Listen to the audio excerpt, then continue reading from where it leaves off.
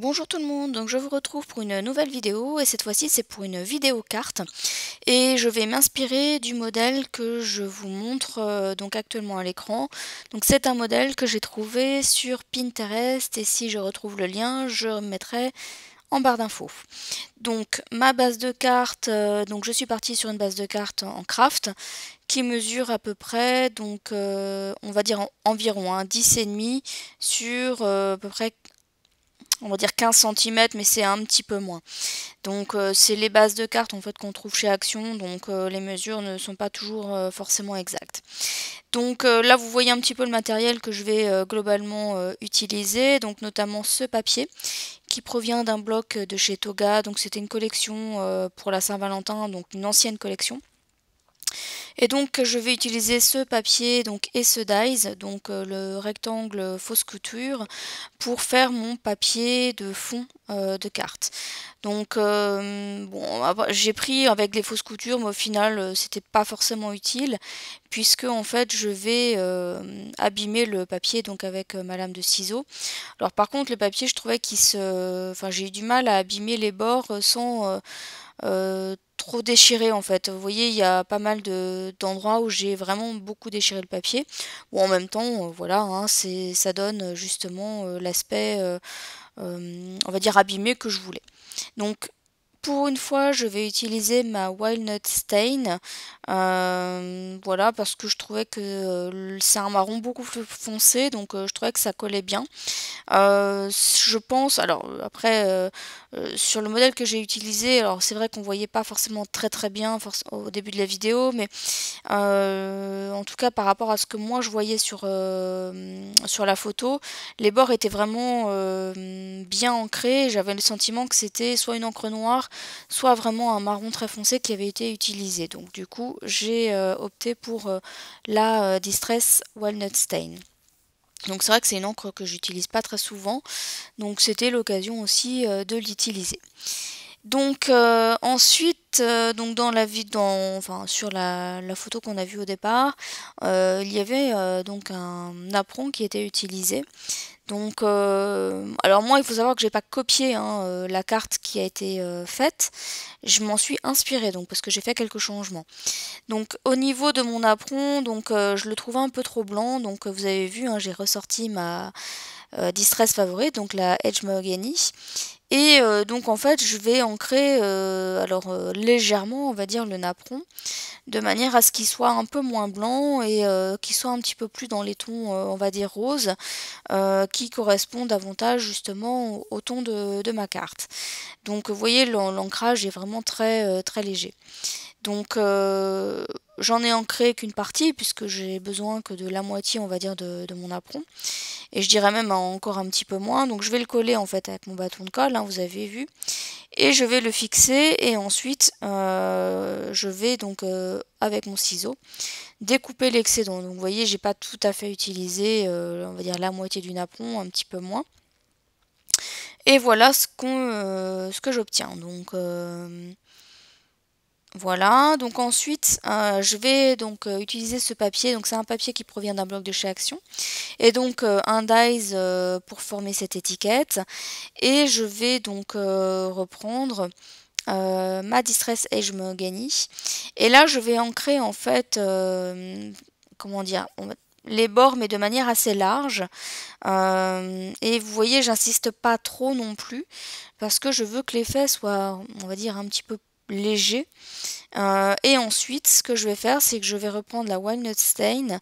Et là, je vais beaucoup plus insister sur les bords et uniquement sur les bords. Je ne vais pas ancrer de manière aussi large que j'ai fait avec la Edge Mahogany. Donc je ne sais pas si j'arrive à bien me faire comprendre.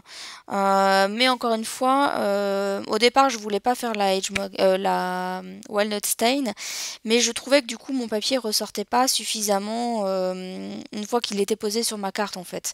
Donc c'est aussi pour cette raison que j'ai opté pour la Walnut Stain. Donc je vais donc sur l'étiquette que j'ai donc obtenue, je vais faire de l'embossage à chaud. Et je vais utiliser cette poudre à embosser, donc je vais vous montrer parce que voilà l'effet qu'elle a. Elle est un peu, on va dire un peu pailletée, mais en fait elle a un aspect, une fois qu'elle est chauffée,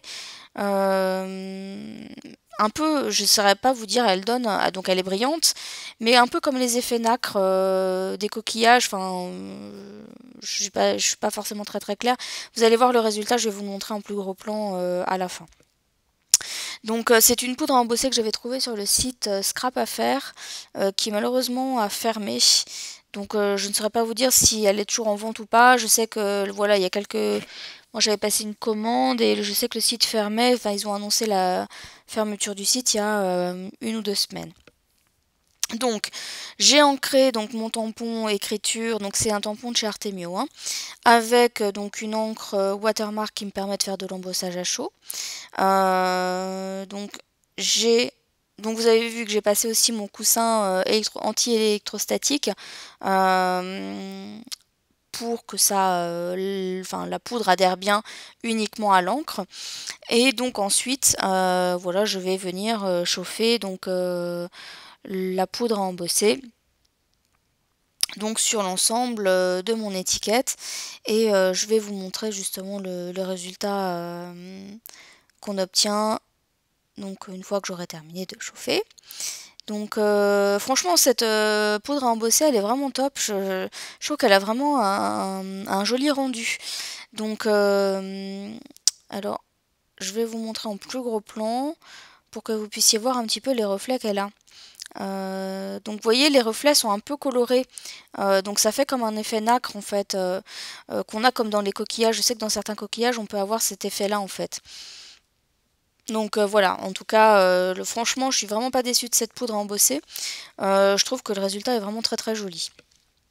Donc mon étiquette je vais la découper puisque elle est un petit peu trop grande, hein, donc je vais en utiliser que on va dire la moitié. Donc je pose en fait l'étiquette sur ma carte, enfin sur mon fond de carte, et je vois en fait je fais des repères pour voir un petit peu à quel endroit je dois faire ma découpe. Donc je me fais mon repère et puis voilà, j'ai plus qu'à découper avec mon ciseau. Donc là pour le bord, comme il était un petit peu trop net, je vais réancrer de manière large avec la Edge Mahogany et juste sur le bord avec la Walnut Stain. Donc j'ai préféré abîmer les bords aussi pour que ça ait une certaine cohérence avec le reste de la carte. Et j'ai réancré avec la Walnut Stain. Et donc ensuite, je vais donc tout simplement coller avec un bâton de colle, tout ce qu'il y a de plus classique. Donc voilà, je vais poser. Donc j'ai plus ou moins centré sur le napperon, mais voilà. Alors là, je suis désolée, j'ai eu un souci avec mon téléphone. Je pensais filmer et finalement non. Donc vous voyez, hein, j'ai posé des fleurs. Donc il y a des fleurs de chez Action et des fleurs de chez Stamperia. Les plus grosses viennent de chez Stamperia. Et les plus gros, je les ai ancrés vaguement avec la Walnut Stain. Donc juste pour leur donner un petit effet un petit peu plus vieilli. Et donc j'ai également collé, donc vous avez vu une feuille, ce qu'on appelle les feuilles squelettes, donc de couleur verte. Donc j'ai utilisé donc la colle liquide donc pour coller l'ensemble de mes fleurs ainsi que ma petite feuille. Donc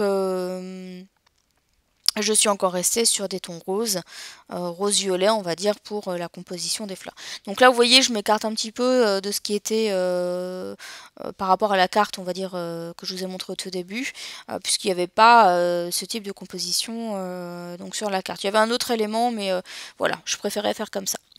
Donc sur la carte de départ, vous vous rappelez qu'il y avait un petit tag, donc j'ai repris en fait le même papier que pour lequel j'ai réalisé mon étiquette. Donc là j'ai repris une chute et j'ai découpé un tag. Et encore une fois, de la même manière, j'ai ancré donc de manière large avec la Edge Mahogany et sur juste le bord avec la Walnut Stain. Donc là, vous voyez la crocodile, j'ai craqué au bout de plusieurs années. Ça faisait des années que je me disais non, allez, j'ai pas besoin, etc. Puis finalement, ben voilà, je l'ai acheté. Donc je regrette pas parce que bon, c'était la première fois que je l'utilisais, mais franchement, nickel. Je regrette pas du tout de l'avoir acheté. Et je peux vous garantir que mon colis, il a eu du mal à arriver parce que le transporteur qui devait livrer le colis... Ah ben voilà, il y avait également cette Distress Oxide Edge Mahogany, donc la tente attendue. Donc en fait, j'avais commandé la Crocodile et cette encre donc sur le site Craftelier, donc c'est espagnol. Et en fin de compte, donc là je vous montre juste voilà l'effet qu'elle a. Donc moi j'aime beaucoup la couleur, hein, bien évidemment. Donc pour revenir au site, donc c'est un site en Espagne. Et en fait, on n'a pas le choix du transporteur. Donc malheureusement pour moi, le transporteur, en fait, j'ai eu quelques mésaventures. Donc bon, au-delà du fait qu'ils sont complètement incompétents, voilà, enfin ça a été vraiment la croix et la bannière pour récupérer le colis. Mais voilà, en tout cas le site, parce que je les ai contactés pour leur dire que j'avais pas reçu le colis, etc. Et franchement, ils ont été super sympas, et ils parlent français, hein, donc il n'y a pas de souci à ce niveau-là. Donc, et ils ont été super sympas, ils m'ont accompagné, voilà, ils ont eux-mêmes contacté les transporteurs et tout, donc vraiment rien à redire. Donc je trouvais que mon étiquette, malgré l'ancrage que j'avais fait des bords, ne ressortait pas assez par rapport à mon papier de fond. Et donc j'ai pris mon Rotring, donc la pointe 02, et j'ai fait un double trait le plus près possible du bord en fait, pour vraiment que l'étiquette elle ressorte davantage. Et pour lui donner un petit peu plus de relief, je l'ai collé en fait avec de la mousse 3D. Donc alors là malheureusement je l'ai pas collé droit. J'ai essayé de coller mais j'allais faire un carnage donc je me suis arrêtée. Alors non seulement j'ai pas collé mon tag bien droit, mais je vais faire exactement la même bêtise en collant mon fond de carte en fait sur ma base de carte qui est également pas très droit non plus. Bon bah voilà, hein, je crois que je n'arriverai jamais à coller droit, mais bah voilà, tant pis. Donc pour être sûr que ça soit bien fixé, j'utilise donc un double face qui est relativement, on va dire, je vais dire sticky, mais c'est pas ça, enfin qui colle bien en fait, enfin il a une forte adhérence. Et donc je galère toujours autant à enlever les opercules. Et ensuite, donc je vais venir coller donc le tout sur ma base de carte. Donc comme je vous l'ai dit, j'ai pas été très droite, donc j'ai pas collé très droit. Donc je dirais que pour essayer d'atténuer le fait que c'était un petit peu travers, j'ai rajouté une fausse couture avec un crayon noir, donc tout autour. Donc on se débrouille comme on peut.